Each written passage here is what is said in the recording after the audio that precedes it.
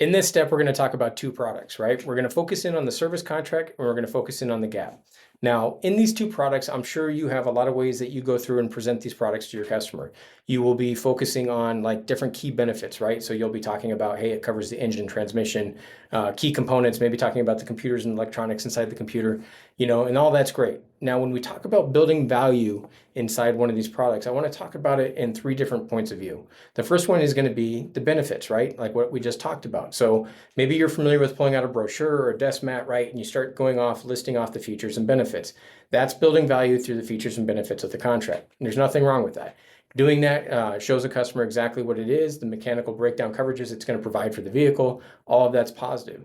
Now, what I want to do is talk about something else. I want to talk about convenience. Now, when we look at a service contract, I think of it like myself. Hey, I got a busy life. I'm on the road all the time, constantly traveling. I have kids going to sporting events. I have different things going on where it keeps me incredibly busy. Now, in the event of my vehicle breaking down, right, it's a major inconvenience. So a lot of times when you look at the service contract brochure, on the back side of it, it has a couple little things listed when it talks about roadside assistance, towing, breakdown, trip interruption, those features. Well, I really put a lot of emphasis on that when I'm talking to my customer. Mr. Customer, if your vehicle were to break down, the great news is the phone number I'm going to put in your phone, the 800, is going to have not just that, but it's going to have your contract number. So in the event that something does happen, you can contact that. It's going to send a tow truck to come pick your vehicle up. So it's going to create that convenience. Now, when that vehicle gets picked up, we're going to take it to the shop. They're going to be able to contact the service contract company and then coordinate getting the repair work done.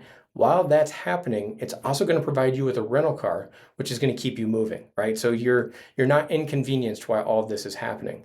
And again, that convenience, that factor right there is going to be huge when it comes to a lot of customers because, again, most people nowadays are incredibly busy, right? Sometimes it's just to keep up, right? Like they're working jobs like crazy. They're on a tight budget, whatever the case may be. And that convenience is going to be a big point of sale when it comes to a service contract.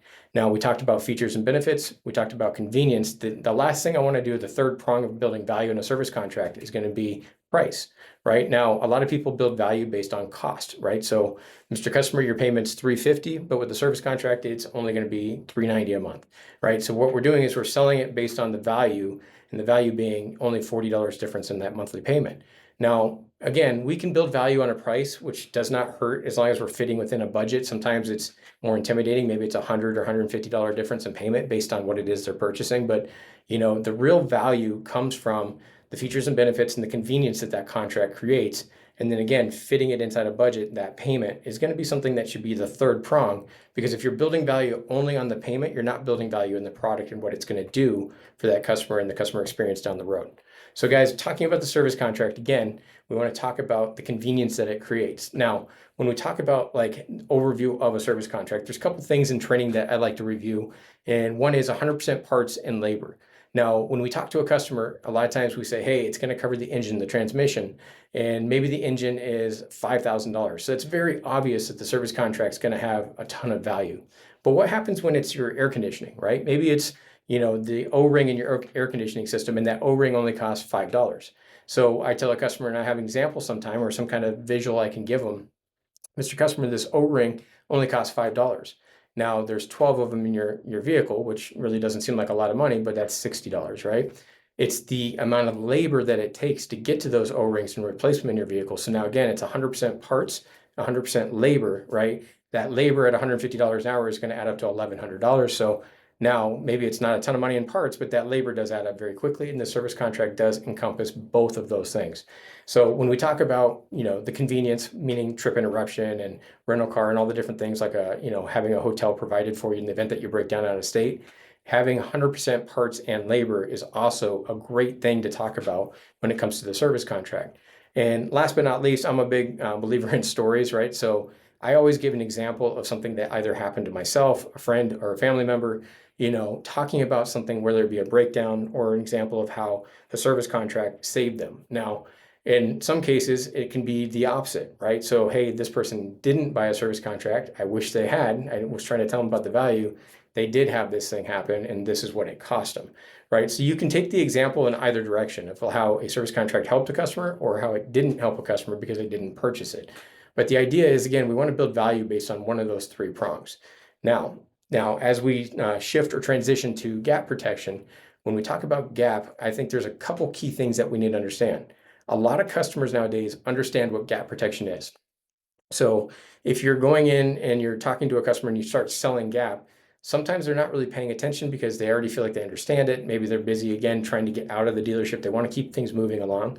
So my presentation always starts with, "Hey, Mr. Customer, are you familiar with Gap protection? Have you bought it before?" Because if they are, we want to kind of just solidify what they understand about it and build value on top of that information. So most of the time they'll come back and say, "Yes, I understand what Gap is." Great. There's a couple different versions of it out there. If you don't mind, please explain to me how you understand Gap, because I want to make sure, how our product in this dealership aligns with what your understanding of it is. And most of the time the customer will come back and say, "Yeah, it pays off the difference between what I owe on the vehicle, right, and the value of it at that time," right? And that's exactly right. So if you had an outstanding balance, let's say of $20,000, okay, and you have a vehicle, right, and the insurance company comes back and says it's worth 15, you have a $5,000 gap, right? So that money you would be responsible for paying in the event of a loss. Now with gap protection, not only does it do that, our dealership has a really nice one. It's a really special product. It pays off your balance, right? It also pays your deductible, right? So if your deductible is up to $1,000, it'll pay that $1,000. And on top of that, it protects you up to 150% of the vehicle's value. So it's a really kind of a great peace of mind offering when you talk about gap, and you add two key benefits to it. Most people will explain it to you and understand it. If they don't be afraid just to explain how it works, but then add those two key benefits or features right after it. So again, pays off the vehicle, gives you a zero balance, but it also pays your insurance deductible up to $1,000, right? And it pays up to 150% of the vehicle's value. Anyway, guys, that is a long-winded version of talking about a service contract and a gap, but those are going to be the two key core products inside an independent dealership that if we can build value in these products, a customer is going to be a lot more apt to want to purchase them.